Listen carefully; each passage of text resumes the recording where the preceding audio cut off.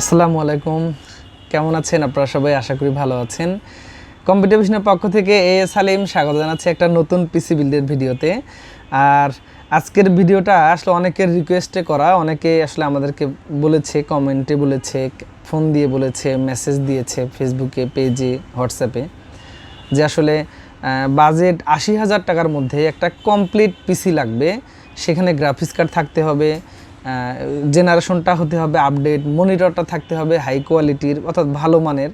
তো অ্যাভারেজে সর্বসাকুল্যে যদি ৮০,০০০ টাকার মধ্যে একটা পিসি বিল্ড করা যায়, কি কি কম্পোনেন্ট দিয়ে হতে পারে, তো আজকে তারই একটা মোটামুটি আপনাদেরকে বেসিক ধারণা দেওয়ার চেষ্টা করবো, অর্থাৎ একটা পিসি বিল্ডের প্ল্যানিং আপনাদেরকে আমি একটু দেখাবো। তো আমার মনে হয় যে যাদের বাজেটটা এইরকম, অথবা যারা চিন্তা করছেন যে আমি মোটামুটি গেম টেমগুলো খেলবো, হয়তো ভিডিও মেকিং করব, ফ্রি ফায়ার, হাবি জাবি সব ধরনের কাজগুলো মোটামুটি করতে চাই, অথবা কেউ যদি চিন্তা করে থাকেন যে আমি হয়তো অটোক্যাডের কাজ করছি, অটোক্যাডের ফাইলগুলো রেন্ডার করতে হবে, মানে অ্যাভারেজে সব ধরনের কাজ করা যাবে। বাজেটটা হতে হবে 1,00,000-এর নিচে, অর্থাৎ ৮০,০০০ টাকার মধ্যে। আবার কম্পোনেন্টগুলো হতে হবে সব অথেন্টিক এবং ফার্স্ট ক্লাস। তো তাদের জন্য অবশ্যই আজকের এই ভিডিওটা একটা এক্সক্লুসিভ, না টেনে অবশ্যই দেখবেন, তাহলে আপনি বুঝতে পারবেন যে আপনার এই বাজেটের মধ্যে আপনি কেমন ধরনের পিসি বিল্ড করতে পারেন। তো চলে যাওয়া যাক আজকের মেইন পিসি বিল্ডে। যদি আপনার বাজেট হয় ৮০,০০০-এর নিচে, তাহলে এতে আপনি কি কি আপডেট প্রোডাক্টগুলো দিয়ে একটা পিসি পেতে পারেন তারই মেইন আলোচনায়। আরেকটা কথা বলে রাখি, যদি ভিডিওটা ভালো লাগে অবশ্যই একটা শেয়ার করে দিবেন, অবশ্যই দিবেন, কেননা যারা হয়তো পিসি বিল্ড করবেন এই ভিডিওটা দেখে তাদের উপকারে আসতে পারে। আর অবশ্যই আমাদের চ্যানেলকে সাবস্ক্রাইব করবেন, একটা কমেন্ট করে জানাবেন কেমন লেগেছে। আর আপনার যদি কোনো ভিডিও প্রয়োজন হয় কমেন্ট করে দিবেন, হয়তো একটু পরে হলেও আমরা সেগুলো বানানোর চেষ্টা করব ইনশাল্লাহ। প্রথমত প্রসেসর নিয়ে অনেক কথা হয়, তো আজকে প্রসেসর আমি একটা রেখেছি, এটা হচ্ছে i5 12 জেনারেশন 12400F। তো এই প্রসেসরটা আমি রেখেছি কেন, যেহেতু আমি গ্রাফিক্স কার্ড দিবই এখানে, সো এই কারণে আমি Core i5-এর 12 জেনারেশন 12400F সিরিজের প্রসেসরটি রেখেছি। এটা হচ্ছে 6 কোর 12 থ্রেডের প্রসেসর, আর এটার base clock speed 2.5 GHz, boost clock speed হচ্ছে 4.6 GHz। আর এটা হচ্ছে আপনার ক্যাশ মেমোরি পাবেন হচ্ছে আপনি 18 MB। তো আলটিমেটলি যেহেতু একটা আপডেট জেনারেশন, আপনার অনেক ভালো পারফরমেন্স পাওয়ার সুযোগ আছে এই প্রসেসর থেকে। আর আমার মনে হয় যে অবশ্যই বাজেটের মধ্যে বর্তমানে অনেক সেরা এই প্রসেসরটি। এখন যদি বলি যে এই প্রসেসরের প্রাইসগুলো বলতে আসলে একটু ভয় লাগে আমার, কারণ হলো যে আসলে অনেক সময় প্রসেসর প্রাইস আমার ভিডিও আপলোড করতে করতে দেখা যায় যে প্রাইস বেড়ে গেছে, নাহলে কমে গেছে।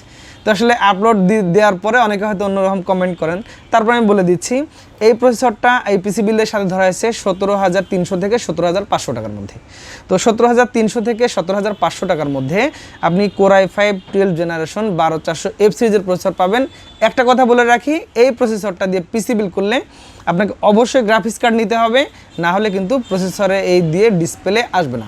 সো অবশ্যই এটা সতর্ক থাকবেন, এফ সিরিজের যে প্রসেসরগুলো এটা দিয়ে অবশ্যই আপনাকে গ্রাফিক্স কার্ড নিতে হবে। যে কারণে আমি এই প্রসেসরটা রেখেছি, যেহেতু আমি একটা গ্রাফিক্স কার্ডও রেখেছি 12400F, আজকের এই পিসি বিল্ডের মেইন একটা ইকুইপমেন্ট। তো এরপরে মাদারবোর্ডের পালা।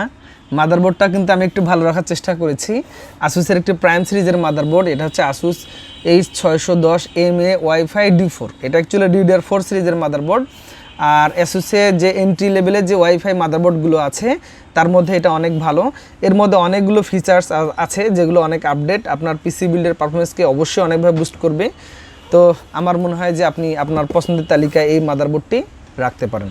তো এটা হচ্ছে 610A Wi-Fi D4। আর এই মাদারবোর্ডটা আমরা আজকের এই পিসি বিল্ডের সাথে প্রাইস রেখেছি হলো 14,000 টাকা। তো কমপ্লিটলি এই মাদারবোর্ডটা আপনি 14,000 টাকা পেয়ে যাবেন 12 জেনারেশনের এই পিসি বিল্ডের সাথে। তো বন্ধুরা, জিপিইউ যেহেতু অবশ্যই লাগবে, এই জন্য আমি জিপিইউটা একটু আপনাদেরকে দেখাই। আমি গ্রাফিক্স কার্ড হিসেবে রেখেছি এখানে Zotac-এর GTX1630 একটি গ্রাফিক্স কার্ড। এটা হচ্ছে DDR6-এর 4GB গ্রাফিক্স কার্ড। আর পারফরমেন্সের দিক দিয়ে যদি বলি, যদি এটা সিঙ্গেল ফ্যানের গ্রাফিক্স কার্ড, আলটিমেটলি এর পরেও এটার পারফরমেন্সটা কিন্তু অনেক ফার্স্ট ক্লাস থাকবে আমার মনে হয়। তো এটা আমি রেখেছি এই পিসি বিল্ডের সাথে। এটাতে অফিসিয়াল একটি প্রোডাক্ট, আর এটাতে 3 ইয়ার্স ওয়ারেন্টি আছে। আর এখানে আপনারা যদি গ্রাফিক্স বা ভিডিও এডিটিং বলি বা মোটামুটি যে পাওয়ারফুল কাজগুলো আছে, আমার মনে হয় না এই গ্রাফিক্স কার্ডটা দিয়ে কোনো প্রবলেম হওয়ার কথা। যেহেতু 4GB DDR6 আলটিমেটলি এটার কুডা কোরও যথেষ্ট আছে, তো যথেষ্ট একটা ভালো পারফরমেন্স পাওয়া যাবে এই গ্রাফিক্স কার্ড দিয়ে। তো এটা আমি রেখেছি, এই গ্রাফিক্স কার্ডটার প্রাইস আমি রেখেছি 17,800 টাকা আজকের এই পিসি বিল্ডের সাথে। আপনি চাইলে যদি বলেন যে আমি গ্রাফিক্স কার্ডের ব্র্যান্ড চেঞ্জ করবো, সেক্ষেত্রে হয়তো আরও একটু প্রাইসটা বেড়ে যাবে, 1650 বা 2060 এগুলোতে গেলে হয়তো প্রাইসটা আবার বেড়ে যাবে। তো আমি আসলে বাজেটের মধ্যে রাখার চেষ্টা করেছি, যে কারণে এই গ্রাফিক্স কার্ডটি আপনি আপনার পছন্দের তালিকায় রাখতে পারেন। এটার প্রাইস হলো 17,800 টাকা। তো বন্ধুরা, এরপরে আমি একটা পাওয়ার সাপ্লাই রেখেছি, এটা হচ্ছে CSK সিরিজের, অ্যান্টেকের CSK সিরিজ। তো এটা হচ্ছে 80+ ব্রোঞ্জ সার্টিফাইড পাওয়ার সাপ্লাই। তো আমার মনে হয় যে যেহেতু আমরা এখানে 1630 গ্রাফিক্স কার্ড দিচ্ছি, এখানে অযথা পাওয়ার সাপ্লাই বিলাসিতা করার প্রয়োজন নেই। আপনি চাইলে আরও হয়তো টোটালি 8GB পর্যন্ত পাওয়ার সাপ্লাই গ্রাফিক্স কার্ডগুলো যথেষ্ট এখানে হয়ে যাবে। তো এই কারণে যেহেতু বাজেটটাকে আমাকে মাথায় রাখতে হয়েছে, তারপর আমি একটা ভালো মানের পাওয়ার সাপ্লাই রেখেছি এখানে।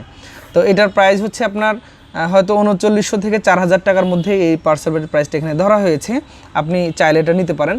আর যেহেতু এটা ব্রোঞ্জ সার্টিফাইড পাওয়ার সাপ্লাই অ্যান্টেকের, এটা অবভিয়াসলি অনেক ভালো মানের একটা প্রোডাক্ট, 3 ইয়ার্স ওয়ারেন্টি আছে। আর আপনি আনডাউটলি এই পিসি বিল্ডের সাথে বা আপনার পছন্দের পিসি বিল্ডের সাথে এই পাওয়ার সাপ্লাইটা রাখবেন। আমার মনে হয় না আপনি ডিসস্যাটিসফাইড হওয়ার সুযোগ আছে। তো একটা এসএসডি রেখেছি আমি বাজেটের মধ্যে, খুব বেশি দামি না, কমও না। এটা হচ্ছে ক্রুশিয়াল ব্র্যান্ডের P2 সিরিজ একটি graphics card, 250GB M.2 NVMe। তো এটার রিড রাইট স্পিড হচ্ছে আপনার 1800-2500। আলটিমেটলি বাজেটের মধ্যে অনেক ভালো এবং 5 ইয়ার্স অফিসিয়ালি ওয়ারেন্টি আছে। এটা একটা অফিসিয়াল প্রোডাক্ট, নিশ্চিন্তে থাকতে পারেন। এই এসএসডিটা নিলেও আপনার টাকাটা অন্তত রিস্কে যাবে না, অফিসিয়ালি আপনি ভালো ওয়ারেন্টি পাবেন। তো এই এসএসডিটা আমরা আজকের এই পিসি বিলের সাথে রেখেছি 2800 থেকে 2850 টাকার মধ্যে।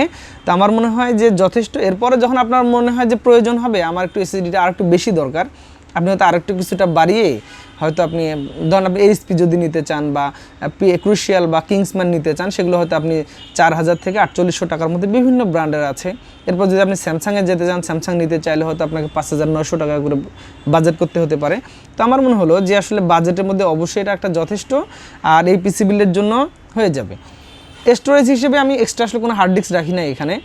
হয়তো আপনার যদি আরও স্টোরেজ রাখার প্রয়োজন হয় ডাটাগুলো সংরক্ষণ করার জন্য, সেক্ষেত্রে হয়তো আপনি একটা 1TB 2TB একটা তোশিবা বা WD অরিজিনাল হার্ড ডিস্ক নিতে পারেন, তাতে করে সেটাতে একটা স্টোরেজ হিসেবে কাজ করবে। যেহেতু আমি এটা শুধু এসএসডি রেখেছি 250GB, এটার প্রাইস 2800 থেকে 2850 টাকার মধ্যে পিসি বিলের সাথে ধরা হয়েছে।